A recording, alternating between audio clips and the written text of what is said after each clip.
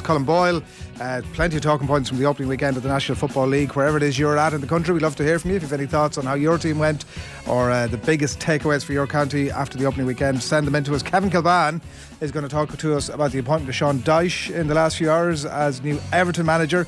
Can he save them? He must save them, I think, is the main takeaway from Kevin Kilbane, and we'll get that as well as his thoughts on Evan Ferguson after another bloody impressive weekend for the Irish youngster in Brighton colours, albeit that he left with an injury in the end. Andy Naylor, who covers Brighton for The Athletic, will talk Ferguson and Brighton generally as well as Aaron Connolly and the possibility of a potential return for him to Brighton down the track. And we're going to look back as well on the 2023 Australian Open. Caitlin Thompson from RacketMag.com will join us at about 8:30 this evening. Richie McCormack, good evening to you. AB, how are you? Very good. Dave McIntyre, good evening to you. Adrian, how are you? You're in full commentator mode, Dave. Good to see. Look, do whatever it takes to make this sound as well as possible. Is that the bunker from where you do your Six Nations commentaries as well, or?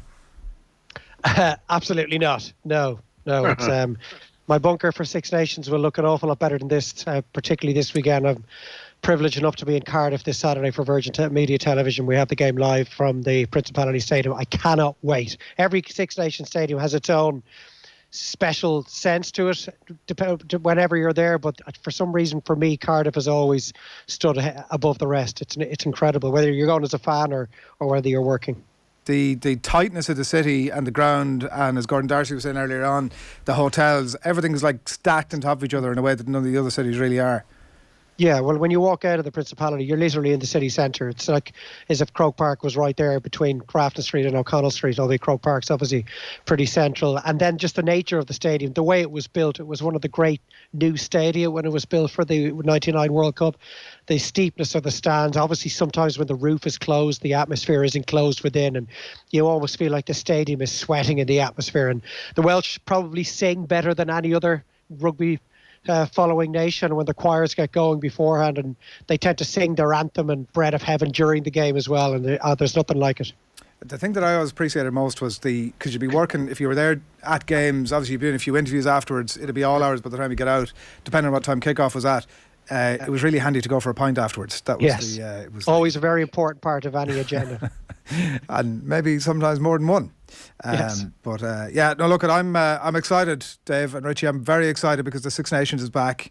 We're headlong into it. I'm excited because... What cheeses have you got in, Adrian? That's TBC, Richie. A very good shout and a timely reminder, so thank you for that. I'm excited because Rory crushed Reid in the ultimate battle of good versus evil, and good won. I'm excited because Evan Ferguson is possibly and most likely going to be the greatest Irish footballer of all time. I'm excited because the league is back, and it's brilliant, and it was brilliant at the weekend. And I'm excited because the CCC are meeting probably at this very minute, and hopefully, although who the hell knows how, the whole thing is going to come to an end in relation to the club final very, very soon. So I'm just generally excited, lads. What's out of all that list there, feel free to add your own, both of you. What's doing it for you this evening? Off you go, Richie. Meath being back, Adrian. Right. Firmly back, firmly being contenders under Colin O'Rourke. Definitely not a blip, Richie.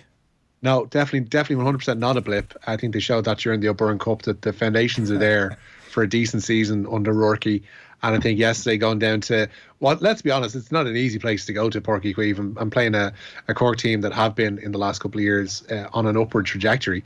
To go there, to put in such a fine second half display, scored 2-8, I think it was in the second half, and to see off Cork. I think the initial signs and the initial kind of green shoots are there for Colin O'Rourke, and if he can build on that going through the spring and into the summer, who knows what might lie ahead for those in green and gold this year, Adrian. Another weekend where a footballer called Shane Walsh has made the headlines, Richie, was my big takeaway from that one. yeah, not at all confusing. What are you having, Dave? Well, you wake up on a Monday morning and you're looking ahead to the sporting week, and usually you have to wait until at least Tuesday or Wednesday for something to present itself. But to be able to sit at home after the school run this morning and watch the back nine in Dubai was top class entertainment. It's just a shame that the two of them, McIlroy and Reid, weren't part of the same three bowl, but it was brilliant watching him chase him down. They both made mistakes on the back nine. There were perfect conditions. There were bogeys as well as a plethora of birdies for both sets of players. They started the week as being the headline story. They finished the week with the two of them being the headline story. And it was a brilliant way for him to finish. Part of me wanted a playoff because it would have made for gripping television to see the two lads having to shake hands and if it was the 18th tee to go again. But at the same time, it was a brilliant way for McIlroy to finish. And although in his post-round interview, he did say he felt there was an awful lot of his game that was wrong this week and that he had an awful lot to work on to pick up where he left off last year, finishing the season as the Race to Dubai winner on the back of a year in which he won 4 times and contended in all of the majors. It was great to see him, his first outing of 2023, to win. So I think it takes a little bit of pressure off him immediately, and he can fine-tune his game as we get towards March and April and the real teeth of the season. I'm sure like the people who are nearest and dearest to Patrick Reed find that he has a lot of redeeming features about him. I mean, possibly not some of those people who you might expect, given the well-documented falling out he's had with some of his family. He's not a very likeable person, and I have to say, like, you're obviously cheering for Rory because it's Rory, or I was anyway. But I sort of felt that no matter who was up against Patrick Reed, he had he had the vast majority of people behind him, against him, I should say. But it was justice, Dave. It was the good battle of good versus evil. I presume that's the way you were spinning it as well. Well, if there can be good versus evil in professional golf, where everybody involved in the top 100 is minted and has already more money than they will ever be able to spend. But for me, it's one of the reasons why many occasions this year and next, the European Tour will make for better viewing than the PGA Tour, because as things stand, legally as things stand, and that could change in the weeks to come, obviously, the live golfers are entitled to play in the big European Tour events. And I enjoyed watching a leaderboard that had McIlroy at the top, and he was being chased down by Wiesberger, by Poulter, by Patrick Reed. I just thought that was really interesting. And obviously, for the moment and for the foreseeable, you will not see that in a PGA Tour event. I like Patrick Reed because he's brilliant to watch. I love his swing. I love the way he grinds things out on the golf course. He's obviously an utterly dislikable character, but in many ways, that is why I like him as a golfer, because it's something that Liv has taken away from your average Sunday night viewing. They've taken a lot of the more dislikable guys from the PGA Tour. We're talking Poulter, Westwood, Garcia, Reed, DeChambeau, Koepka. A lot of guys that have some qualities that you wouldn't exactly describe as redeeming, and they're all missing. So I just made this morning even more gripping, and I thoroughly enjoyed it. The sport has so much like contrived rivalries, right? And like these sort of contrived hatreds, and they sort of boil up. Like you heard Warren Gatlin talking during the week about the Netflix documentary, and the way he's slightly concerned about things that might get said that you don't really mean, just the heat of battle. You're trying to get a team wound up. These people hate each other. I would like pay to watch this stuff on a week if there was like some sort of a Ryder Cup style live golf versus good versus evil. I would pay to watch that weekly. Look, who knows where all this is going to end up? They may come to the PGA Tour and Live Golf may come together in a room and end up with some sort of a scenario that pits themselves against each other for mutual financial reimbursement at some stage in the future. And we've no idea where this will go, but yeah, I can see why that would make for interesting television. All right, as long as they continue hating each other, Dave, is what I'm saying. Like, I'm not just it can't be anything contrived about this. It can't be like, oh, we're mates behind the scenes, but like we're sort of you can pay us then to hate each other. I want it to be real. But anyway, look, it was good, and it was great that Rory got over the line, of course. The Evan Ferguson stuff, lads, I don't know, Richie, were you watching the game yesterday morning? Like the injury was, the tackle was off the charts bad, and I have to say, when I was watching it live, I didn't quite cop it first time around, but first replay, you're thinking, how does this guy stay on the pitch? But that notwithstanding, this guy is somebody to be excited about. I think what you saw in the wake of the injury and the tackle was how many hopes are pinned on this guy. The reaction to him going off injured, and to Nathan's video then subsequently of him leaving the Amex on crutches, it shows that we have our hopes pinned on this guy in a way that I don't think even the Troy Parrots and the Michael Obafemis and Jason Knights and whoever else have come to the boil in the last couple of years in an Ireland jersey have had. He is, and looks like, and I think anybody whose opinion you'd respect, and there's a lot of people from outside of an Irish football bubble, really do think that this guy has it and can build on what he has already done, which by the age of 18, 19 is already pretty freakish. He's got the build of a really top-level striker. He's got the sensibilities and the instincts of a top-level striker. And if we can get the best out of that, and get the best of that in an Ireland jersey in the coming years, then like mentioned when Gareth Bale retired, you look at what he did for a really average international team. If you have one player, if you're an international team with one exceptional player, then that can raise a lot of votes. He just he has a bit of everything, Dave. Like that's he nearly has too much going on from an Irish point of view, in the sense that we need somebody to lash the ball into the back of the net. There might be a temptation to sort of play him a bit deeper, I don't know, but the excitement levels are off the charts in my house for him anyway. There's a maturity to him that we didn't see with the likes of Aaron Connolly and Adam Ada, for example. They have a real rawness to them, and probably in some ways still do, despite their being a lot further down the career path than Evan Ferguson. He has a subtleness to him that he carries himself with the age of a man way beyond his years. It's hard to believe he's only 18. I played golf with him in some event. It was a charity event months ago. He was only 17 at the time. I couldn't believe how big he was. It was just, and obviously most professional athletes look big standing beside me, but the height of him, the physicality that he just had with his gait, the way he carried himself, and obviously he will put on weight, he will bulk up as he gets more and more years of strength and conditioning under his belt. And I like that to his maturity, his ability to hold the ball up, his instinctive finishing. The tackle itself was a shocker, and I'll throw out that cliched line. I don't think Fabinho is that type of player. You could tell from his reaction straight away that was a reckless tackle that he didn't intend to make and shouldn't have made. But Fabinho was standing there waiting to be sent off. Not only when he was shown a yellow, he stood there afterwards explaining to his teammates how the red was coming, and it didn't come. And you have to wonder, what is the point of VAR? The video assistant referee yesterday should be suspended, because if you can get away with a tackle like that on review, whatever with the referee missing it straight up on first viewing, well, the person in the VAR office clearly is not doing their job and probably isn't capable of doing the job properly. I thought Andy Robertson was lucky not to be sent off. Kanate was lucky not to be sent off.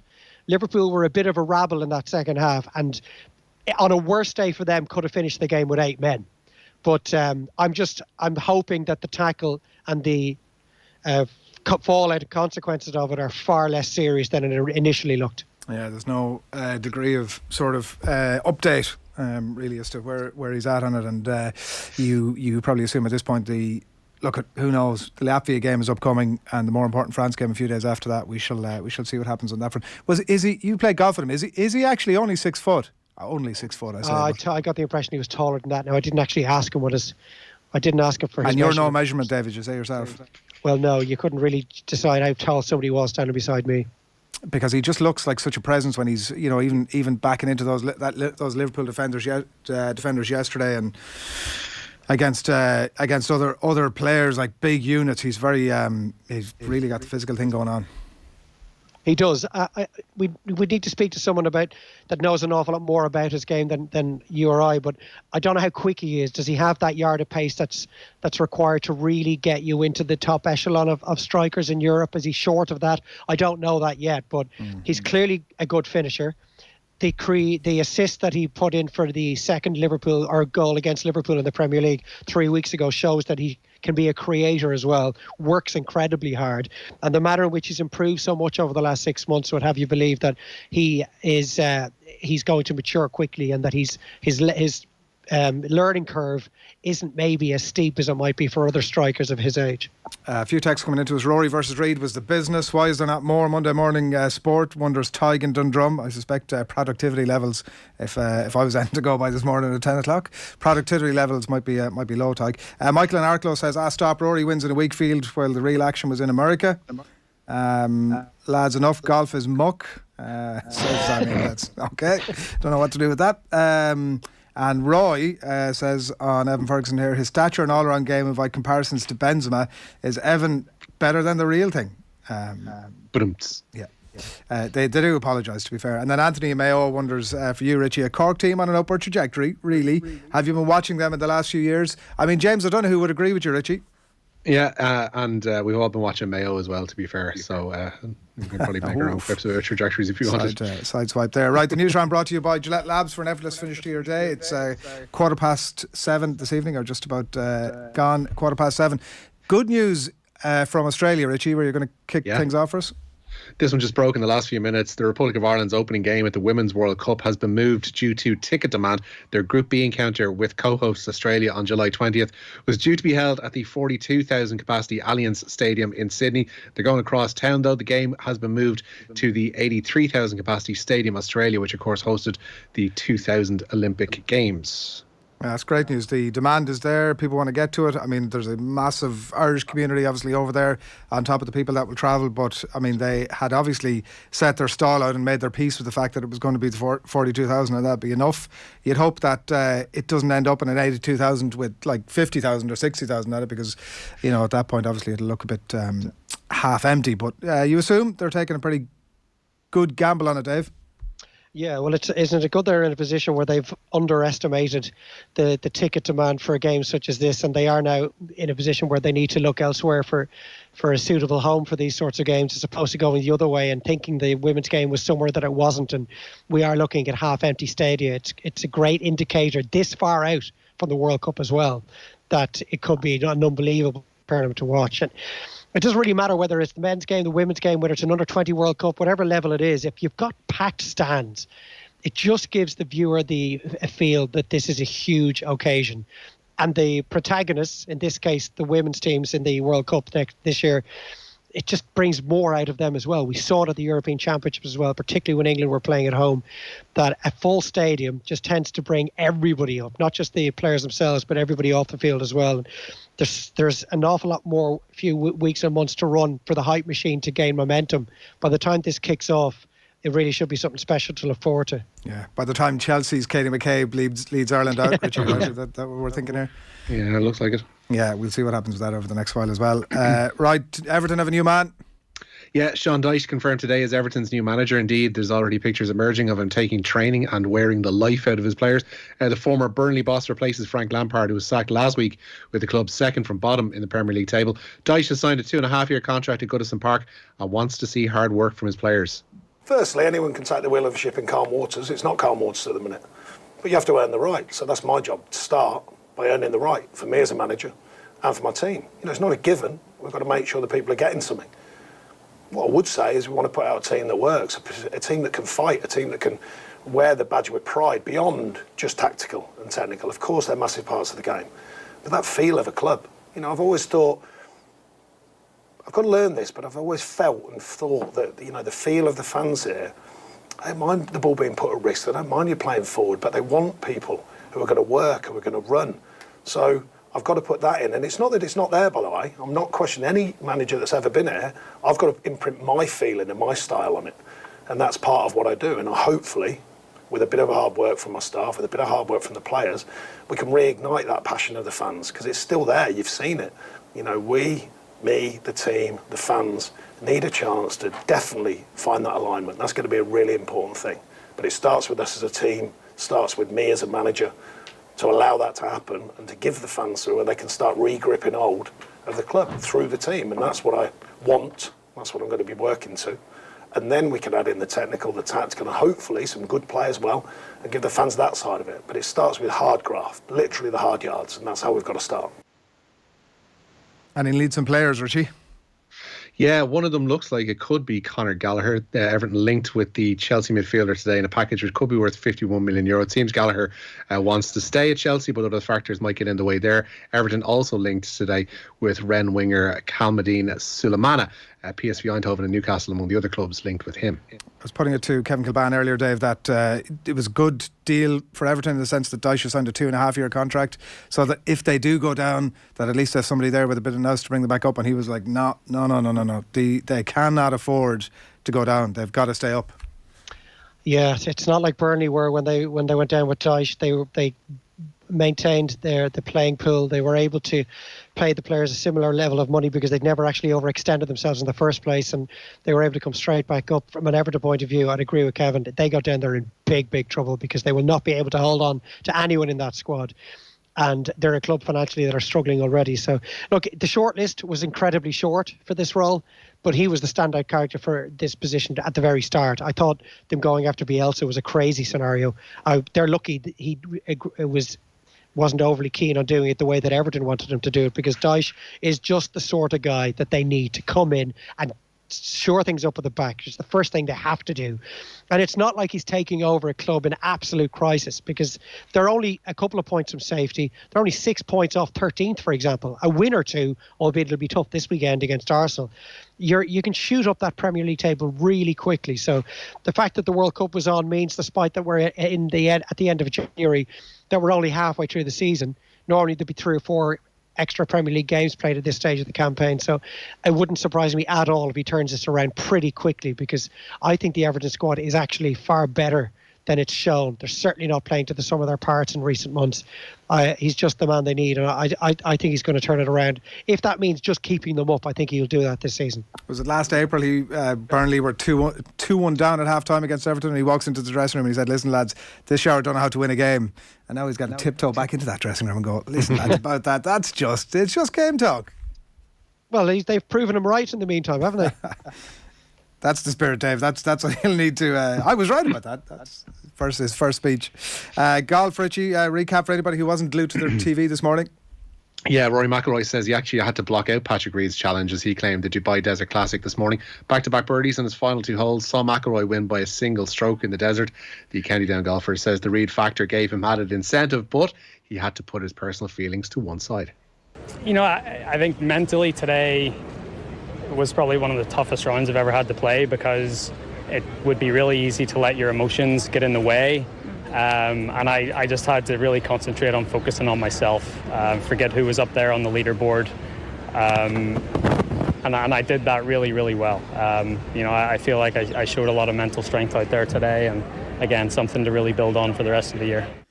I have to say, Dave, I was definitely one of those in the camp that felt that he needed to get the business done on 18, like given his recent relationship with the water on that hole, given his tee shot off 18 with for his last hole of the entire week. It just felt like Reed had played it so well previously that it would have been big time advantage Reed had he not holed out. Yeah, he got lucky with his tee shot. McIlroy was a couple of feet away from it, been in the water, and all bets were off at that end of the drink. So I think that made his decision for him. And as you say, the history that he has that hole, stuck it in the water last year, cost himself the tournament, stuck it in the water yesterday in his third round. It probably made it easy for him to do what he did. And then he just has to trust his wedge game. Wasn't the greatest wedge shot he ever hit, but he gave himself a really good chance. Obviously, there's always the chance you're going to try and be too cute with that wedge shot and end up sticking it in the water in front of the green. And his putting has just been transformed in the last 9 months, and he's gone from way down the putting stats and the wedge stats to topping them in some cases. And to hold a putt to win the tournament like that should just set him up for the year. Yeah, absolutely incredible. But the handshake, I mean, I presume there would have been a handshake. There would have had to have been a handshake. Ah, yes. Look, they both just would have done whatever it takes to put that behind them just for that 15, 20 minutes when they're in the middle of the playoff. Would have been interesting to see what was being said afterwards in the press conferences, but yeah, there would have been a handshake. They would have just gone about their business. Otherwise, you turn it into something that it doesn't necessarily have to be, and you probably end up actually giving your opponent an advantage. I would have backed Reed in that playoff. I think it was McIlroy, him getting the job done on 18 in regulation was absolutely crucial. Yeah, he did show serious cojones, Reed, to be fair to him, on 18 to go for it and then get the birdie to put the pressure on, which set it up just nicely. One addition to Andy Farrell's squad for the initial stages of Six Nations, at least, Richie. Yeah, the uncapped Ulster hooker Tom Stewart has been drafted into the Ireland squad today. The 22-year-old is to provide cover with Renan Kelleher nursing a hamstring injury. Kelleher hasn't been ruled out of Saturday's Six Nations opener with Wales in Cardiff, but he will be managed by the medical team this week. Croke Park is busy this evening. Tis indeed, yeah. The lights are on tonight because representatives of Kilmacud Crokes and Glen are appearing before the CCCC tonight. Glen have appealed the result of last week's All-Ireland Club Football final, as Crokes had 16 active players on the pitch for the of the game. Crokes themselves have lodged their own counter-objection to Glen's appeal, and it's believed that they have no interest in replaying the final. I have to say, Dave, I can't see how this one ends. I can't see the outcome. Yeah, neither do I.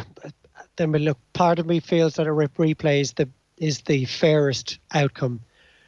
But at the same time, if that game is replayed and Glen win it, it's surely the most tainted All-Ireland title in living memory. No one will ever feel that Glen have won it fairly. And if the game isn't replayed, there'll be an awful lot of people that feel that Crokes haven't won it fairly. Mm-hmm. So how they find their way out of this quagmire it's a mess of their own making in many ways, but obviously the GAA can't be responsible really for some of the decisions that were made by the officials in the moment. Like doing some reading around it, Glenn asked for that 45 to be retaken because it was discovered that Darren Mullen was still in the field, and if the referee turns around and says, go on, take that again, the whole mess is sorted out straight away. And there are an awful lot of people within the association that wish things had happened in that way at the time. But as you say, what's the end game? I just don't know what it is. It's an awful mess. It's impossible to know, and I don't know. Like all the soundings out of Crokes are that they don't want a replay, and they won't offer a replay, and it won't be had. So I mean, I don't know. I actually think the time for getting in the room has passed. I think they should have done that this night last week. We shall see what if there's smoke of any variety from Croke Park a bit later on. Chelsea hoping to dip before the window shuts, Richie. Yeah, they are indeed. Benfica's board meeting this evening to discuss Chelsea's bid for Enzo Fernandez. Chelsea have offered a British record €120 million package for the midfielder that Benfica signed for just $10 million back in June. Fernandez helped Argentina win the World Cup in December, of course, scoring in their group win over Mexico. Some reaction to the gaff from the weekend? Yeah, Kerry's defence of the Allianz Football League Division 1 title began with a contentious defeat in Ballybuffet. Jack O'Connor's side lost by 13 points to 1-9 to Donegal, but speaking to Radio Kerry afterwards, O'Connor says Quaylen McGolgan's first half point for the hosts should not have stood. Fierce disappointing after coming that journey, and the lads put in a great shift and gave it their all, but we just fell a bit short. I just felt we didn't get any breaks. I mean, the point that the umpire allowed for Donegal there in the first half was the most bizarre decision I've ever seen in my life. It was a yard, if not 2 yards wide. So that's what happens. That's a big decision when the game is on. Well, it's a big decision when the game is decided by a point, Yeah, Jacko off to a fiery start. That is all we have time for the Newsround for this evening. Richie, thank you. Dave, give us the details again. Saturday. Yeah, Saturday, Ireland, Wales, Cardiff, opening round. It's live on Virgin Media too, on our player. And I mean, I wish it was tomorrow. Can't wait. We also have the 20s game as well, live Friday night, which should be a very interesting one. Ireland going in, of course, as defending Grand Slam champions. Who have you got on co-commentary? Do you know yet? Myself and Mr. Quinlan will be in Colwyn Bay Friday night, and then in the Cardiff City Centre Saturday afternoon. The dream team. Good stuff. Looking forward to it. Good Thanks, man. guys. Thanks, Dave. Thanks, Richie. Thanks, lads.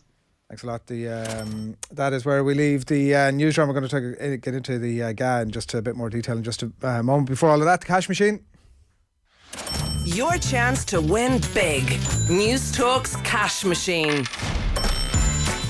All right, what a start to 2023 there has been on the cash machine. Kathy Smart won a record €126,000 last week, and there were also great wins for Megan in Laois, Bridget in Galway, Fernando in Wexford, and plenty more besides as well. But we've just had another rollover, another missed call. So here is the new number that you need to know: 70,600.